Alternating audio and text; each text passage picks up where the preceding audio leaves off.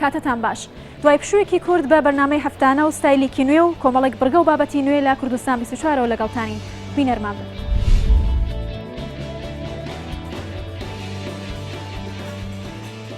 هاوڵاتێکی شنگالی کەمپنشینە و بە 5 ئامێر میوزیک دەژەنێ.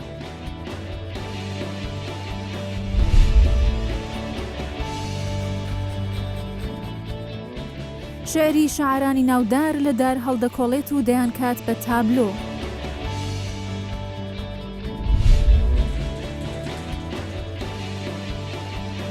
هونەری کاری دەستی بە کەلوپەلی بەکارهاتوو.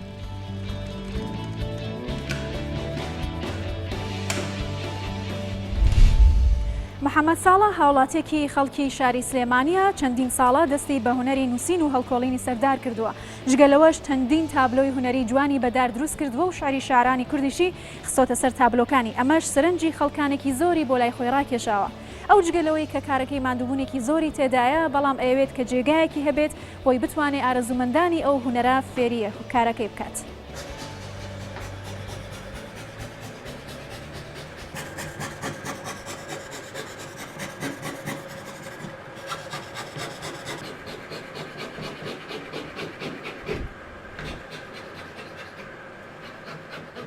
ماوەی 13 ساڵ زیاترە لە 13 ساڵ خەریکی ئەم ئیشەم.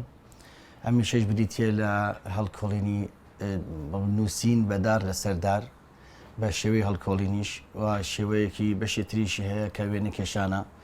لە چەندین شێوە من بەشداریم کردووە لەم ئیشە.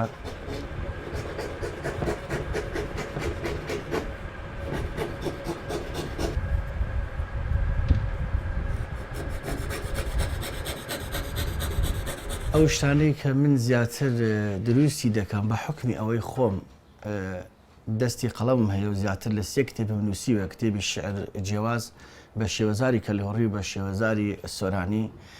حەزم کرد زیاتر ئەو شعرانە لە کتێب دەرچێت و بمێنێتەوە. بۆیە ئەم شێوەم هەڵبژارد پێشەکی شێوازێکی زۆر نایاب و زۆر جوان و ئەمێنێتەوە. ڕێچەیەکی هونەری کوردی کۆنا. ئەنجاریش لەوە گرنگتر دێرە شعر لە نێو کتێب دەرەهێنی ئەکەی بە تابلۆ لە شوێنە گشتەکان هەڵواسر خەڵک ئەیخوێنێتەوە وێنەی ئەگرن و زیاتر بڵاو دەبێتەوە وەک ئەوەی لە نێو کتێبەکە بێت.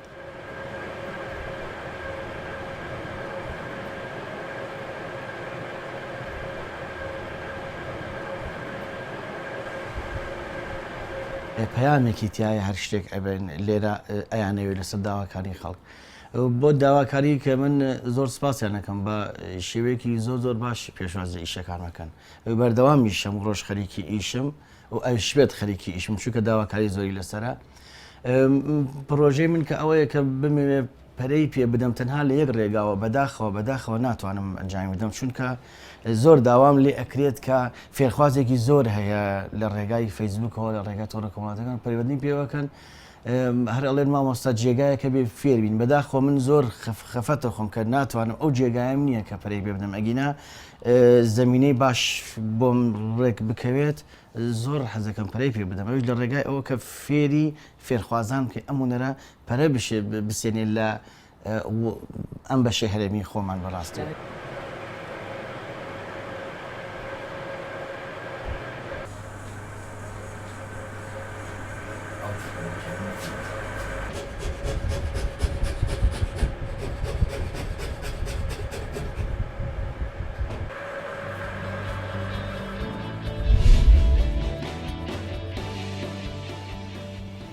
شکری عەبدوڵڵا گەنجێکی دانیشتووی سنتەری ناحیەی لە دزەیە و دەرچووی پەیمانگای هونەرە جوانەکانە.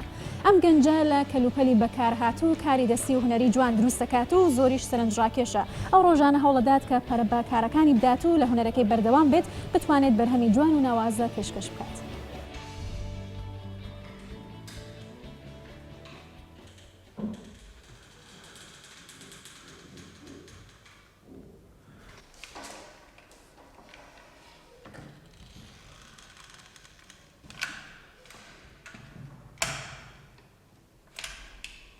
از شکری عبدالله خالقینی حشلوزی اما موید سونا نزوی کارشی و کاریتیم از روزانه خوبه و مجیدیم گلک خالقی دبر نقشو خرید خانی خودین از دیب تصمیم خانی هم بچت کم از روزانه خوب بکاری بد کم اجزار کنی خو من حذف بکاری هبویا و تون که از بردام شنو که چون کاری زحمت کم از خوب بکاری و میش کم هم داده که بخزانه خوب دست خوبتینم هم جو خوشید من هم جو وقت خو به بد برینم کاری که خوش ابزار قشی راسته هیچ من همی گن شنو که چنین کافی آنج چنین چه خانه خوب به شور و میجید کم برای خوب چه سوام میجید کن هم تشتكي خوش جونجي دميونج ببعد بونم خاني زون بنمونه هاي دو طبق تقريبا اس 4 تا 5 دمجرم ببا يا بيك طبق دمجمره که دو اس من ببا بله يا جاب مازن احتمال اسروشه که من ببا با دي جونتر به ديكور وتشمش دخمه دي جايتا روجاكي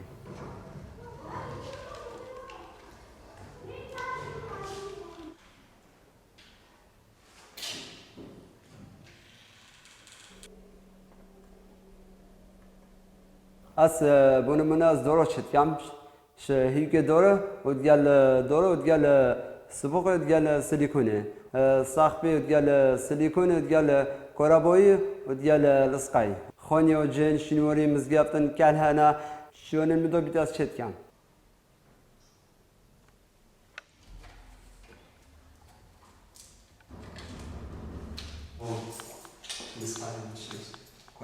راست خزانم هایی کارت گم ملی به حزامن بویا پادار کوز فکری بگم و بردام تانو که حتی که اسمه سوچت کم با قطابیا با حوالا با خرک دبر دیپ خانیتوان دیپ تصمیمتوان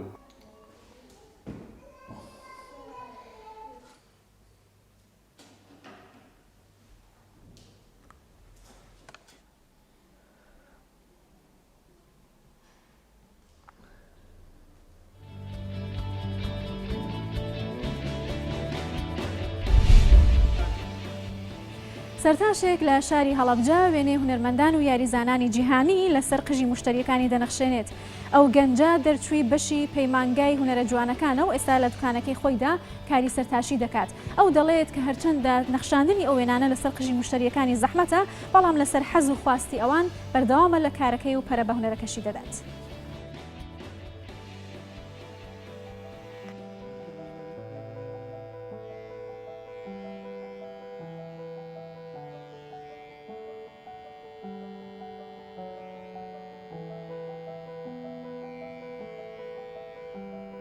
دەستپێکی دەلاشی من ئیشکردنی سەرداشی من لەگەڵ باوکما بووە یەکەم جار بە با بڵێن بە عرەسڕین و بە ئاوێنەسڕین دەستی پێکردووە ئەیتر بەرەبەرە دەستم بەکار کردو تا سپاس بۆخوای گەورە ئیشەکەم بەرەو پێش بردو تا ئێستا ئێمە لێرە ستافێکی پێکەوە بەڵام من وەکو تاک لە 2023ەوە بە مەزبوطی ئیشەکەم هەرچەند زۆر مناڵ بووم ئەوەی کە بتوانم مشتری خۆم هەبێت و بە مەزبوطیە تا ئێستا 13 ساڵە من مشتری خۆم هەیە.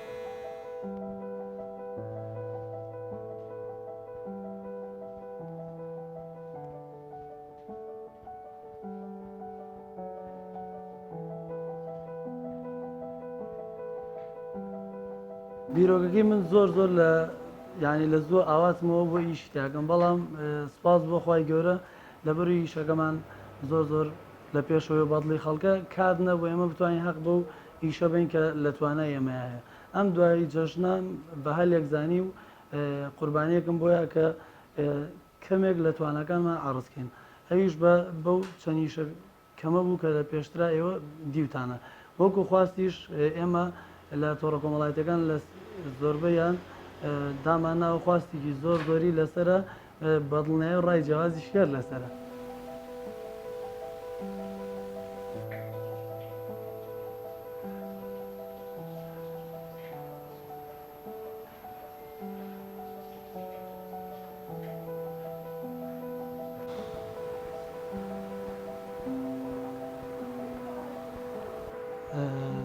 ئێستا ئیشەکەمان تەواو بووە تەنها ئەو بەشەی کە پێستە و هیچ مەجالی شتیانە بە مەکینەیە بە مووس وردەکاری تاکەین بەڕەنگ ئەخێنە خزمەتی ئیشەکەمانەوە ئەجینا وەکو ئیشی بەگشتی ئیشەکانمان تەواو کردووە تەنها پێستەی خوارەوە نەبێ و تەواو. ئێمە ئەوەی کە پێویست دەکات و وردەکاری و مەجای تایە بە مەکینە و موز بکرێ حەقی تاوی و بە ئیشەکەین بەڵام ڕانکردنەکە تەنها بۆ زیاتر خزمەتکردنی ئیشەکەی ژنا وەکو ئیشی مووس و مەکینەکە شەبی هۆ شقڵی کە ئەمانەوێ لە ساسە ئیشی دیاگرێ و اینجا جێ هێڵڕێن ڕەنگەکە ئێمە هەتا ئێستش هیچ شتێکمان دەست نەگەوتۆ کە بتوانین باڵێن تایبەتیکەین بەم میشی کە خۆمان هەڵمان بژاردووە یان ئەمانەی کە ئێستا ئێمە من با بڵێن بەکاری هێنم تەنها ڕێنێکی بازاڕیە هیچی تر یعنی هیچ لە خزمەتی ئیشەکەی خۆمان نییە بەس بە ناچاری بەکارێنم تا ئەو کاتێک کە ئەو شتێک کە خۆمەمەوێ بەدەستێنم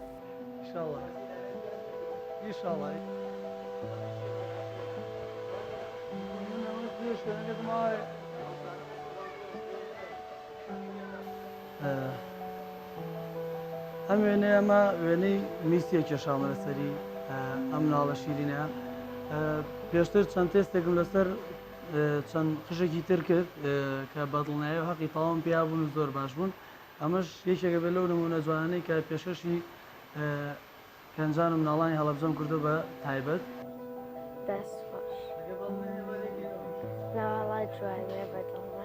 وەڵا من لە ئێرانەوە هاتووەم حەزم لەو ڕەسمەی مسی بوو بە دڵی خۆم هاوردم وەڵا کاکمەروان دەلاکێکی باشە ئیشەکەی جوانکاریەکی چاکی کردووە بۆم دەست خۆش بوونی لێکەم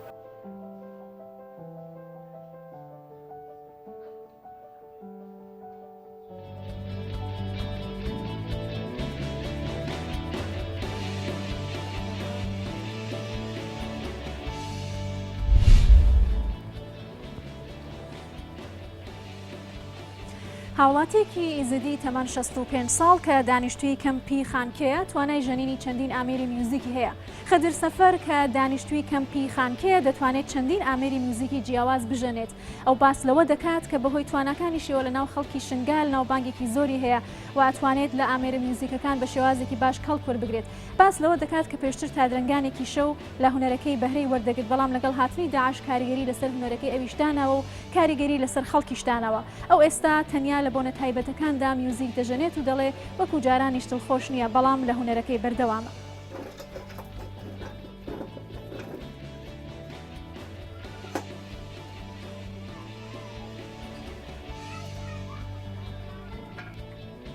التاريخ مقوتيتا تقريبا ختمة من انه حاليا مقوتي صار 47 سال رملي دايا 47 سال درباس وين درباس كرينا بفان آلاتا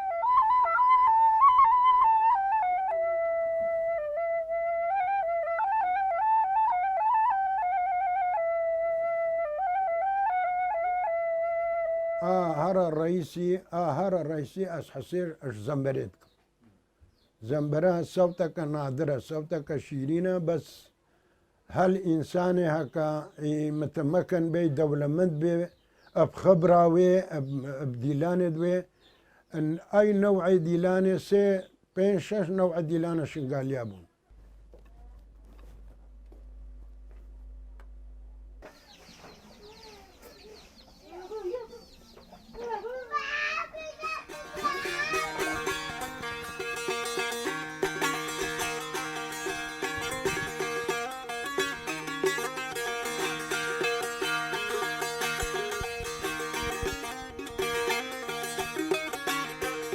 باور بکا خلال جارنا 4 ترمبيل 5 ترمبيل اذهان بردريه متسكنين هنا تقول رجاء شمي هنا تقول دشمي هنا تقول سي شمي هنا تقول 4 شمي شغل الحمد لله جاي شنقال الوي دوري خوش بو القلق دعوت وخوشي وطواف قلق تذهبون وكيف جاي شنقال كيف كان مزنبون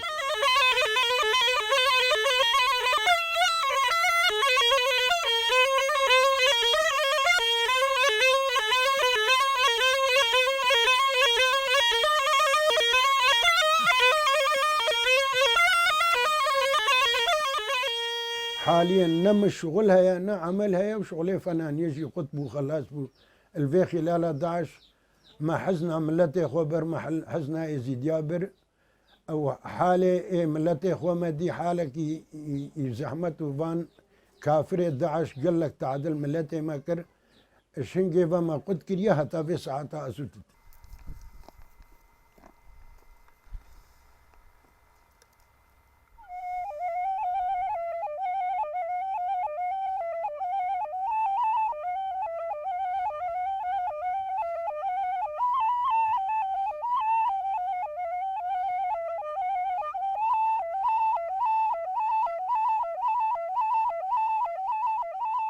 مالا میرا دشیوا زیده جماعه و زیده توافه از الباخد وقفاندم اشكيفا عادلاني را والشيفي قلوب درتي خصن اسوكا معرفته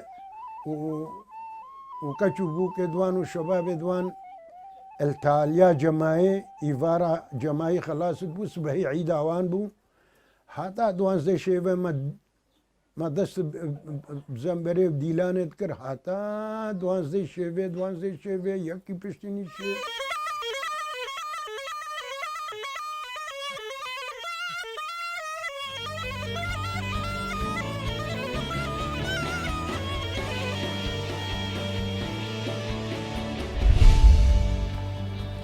دوو خوێندکاری زانکۆ بیرۆکێکیاندا هێناوە کە تایبەتە بە سکرێتی و بوارەکانی IT و کارکردنیشی زۆر ئاسانە تایبەتە بە پاراستنی شوێنەکان و ماڵەکان هەروەها ئەتوانێت بۆ ئاگادارکردنەوە لە حاڵەتەکانی ئاگرکەوتنەوەدا هاوڵاتیان ئاگادار بکاتەوە ئەوان دەڵێن ئەیانەوێت کەسانێکی زۆر سوود لە بەرهەمەکەیان ببینێت ئەم دوو خوێندکارە تا ئێستا لە چەندین پێشبڕکێشدا پلەی یەکەمیان بەدەستێناوە.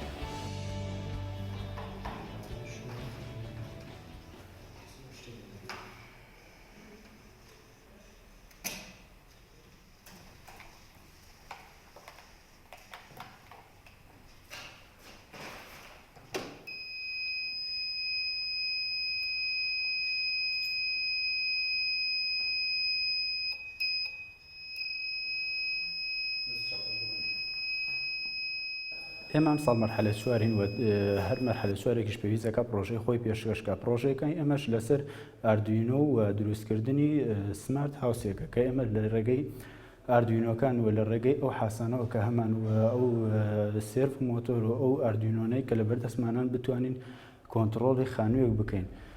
ئێمە کۆنتڕۆڵی ماڵەکانمان دەکەین بۆ ئەوەی کە زیاتر سکیورتی ماڵەکانمان بەهێزکەین و ژیانیش ئاسانترکەینتیە. ئێمە هاتوین لێرە لەسەر مۆدلێکی بچووک کە ئەم مۆدلە هەندەسیە و توانیمانە هەموو ئامێرەکانی خۆمان بچەسپێنین لەسەری.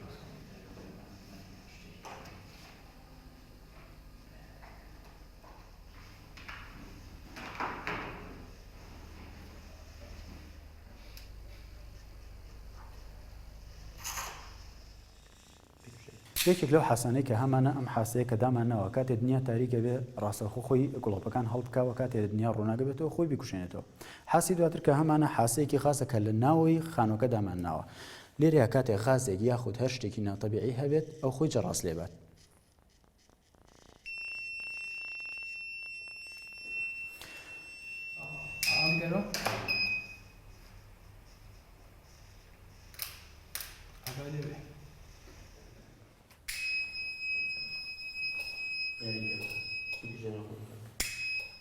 حاسەیەکی ترمان هەیە ئێمە هەر لە ناو خانۆکانەدانرێ حاسەیەکە بۆ هەر کاتێک ئاگر هەبێت لە ناو ماڵەکە جەڕاست لێبات و ئاگادارمان کاتەوە ئێمە لێرە دوو گڵۆپماندانەوە بەڵام ئەتوانین کاتێک لە ناو خانوویەکە بیبەسین لەسەر هەریقی خانۆکە یاخود تەرتیباتی هەریقی بۆ بکەن هەر کاتێک ئاگر هەبوو ئەو شوێنە هەریقیش بکاتیایە کاتێ ئاگرمان هەبێت جەڕاست لێە و گڵۆپانەیش پێەکە.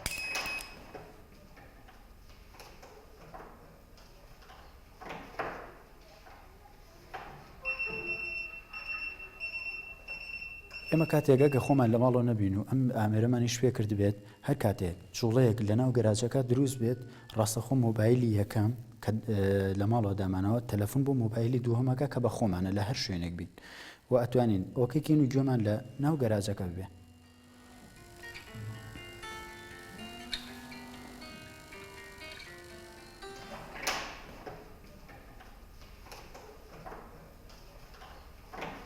ئێمە ئەتوانین لە داهاتووە ئەم حاسەیە لەگەم سێرڤۆیە لەسەر کامێرەی چاودێری دابنین کە هەر جوڵەیەک لە هەر شوێنێکی ماڵەکەمان هەبێ کامێرەی چاودێرەکە ڕووبکاتە ئەو شوێنە بەرزی و نزمی و ڕاست و چەپ.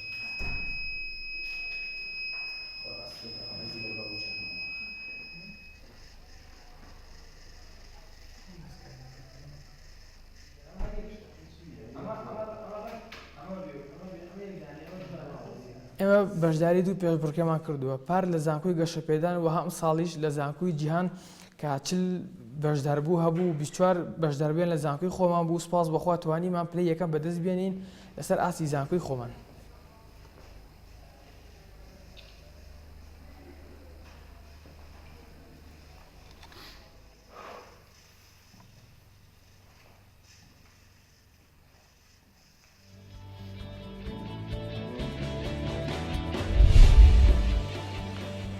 لە ماوەی ڕابردوودا بینەر و بیسەری بەرنامەی هەفتانە بوون لە کوردستان 24ەوە تا پێگەیشتنەوەیکی تر هەر شاد و بەختەوەر بن.